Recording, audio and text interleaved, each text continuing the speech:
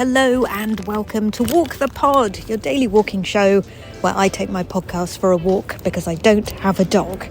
You're very welcome along. My name is Rachel Wheely, a human in the world, walking around a little pavilion in a little square in North London, tempting you away from your desk for just 10 minutes to walk in nature, to listen to a crow cawing from the top of a tree, and to eventually realise that actually these lunchtime walks are changing my mental health for the better. I have 2 voice notes on inspiration for you this lunchtime. First, we have Kiwi Rob in Auckland, New Zealand on the Great Bike Film Festival, and then lovely Cindy in Nebraska with some thoughts on inspiration, on changing her vantage point, and on writing. Welcome to Walk the Pod.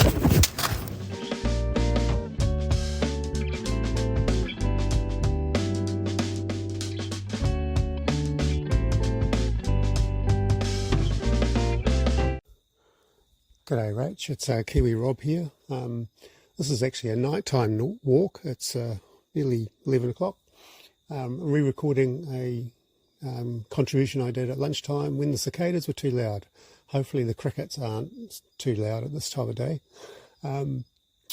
It's a tale of inspiration, sort of prompted by distraction. There's a small town in the middle of the New Zealand North Island called Taupo, next to a big lake, which is amenously named Lake Taupo, and they have a bike ride around it every year, which is a community event.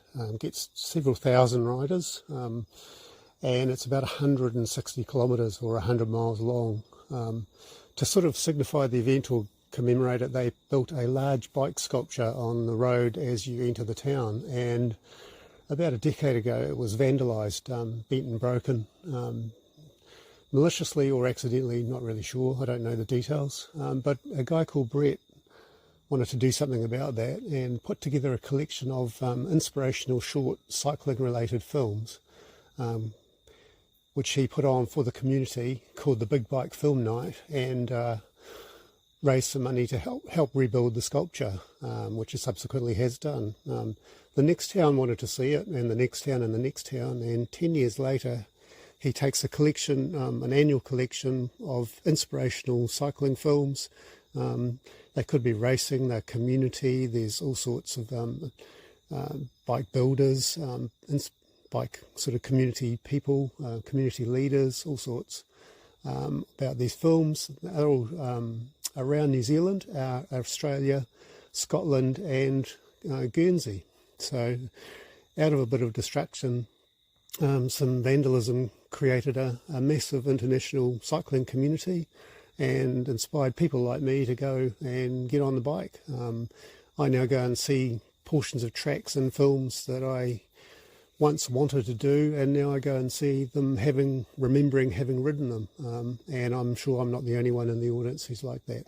So there's, some vandalism actually created a massive positive impact thanks to some clever thinking and a lot of work by bike organisations and Brett around New Zealand.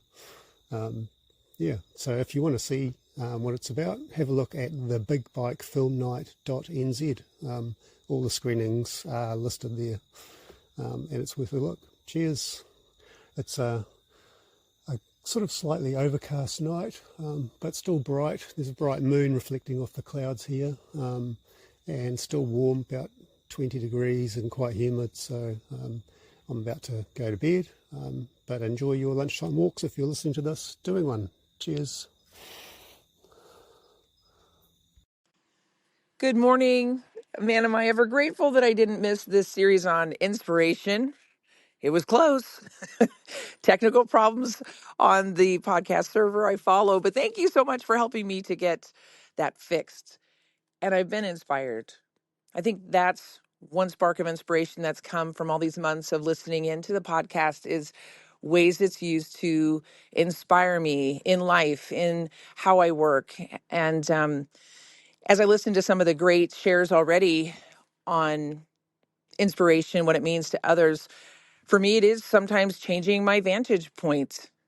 Like on the days that I can change locations for work, I can even get outside of my rural community, go to a metropolitan area like an hour and a half away and set up at a coffee shop and just have all my five senses then strummed a different way, to put the shoe on the other foot in life and enjoy people in their stories. What they might find mundane could be something that's very energizing and inspiring for me, and likewise reverse, right? So people, stories, changing the view. And another thing that I learned from a John Maxwell leadership book was writing, just writing a little something each day helps me get unstuck. Thank you, Rob, for that brilliant, inspiring piece on the Big Bike Festival. I'm going to look that up now, and inspiring that a whole film festival has cropped up in New Zealand such that you can actually cycle from one event to another. That is brilliant. And Cindy, changing your vantage point. Brilliant. Genius. I shall make this the title of the episode because I think it's a really good one, and I am in fact in a new place today and feeling that exact sense of inspiration. So thank you.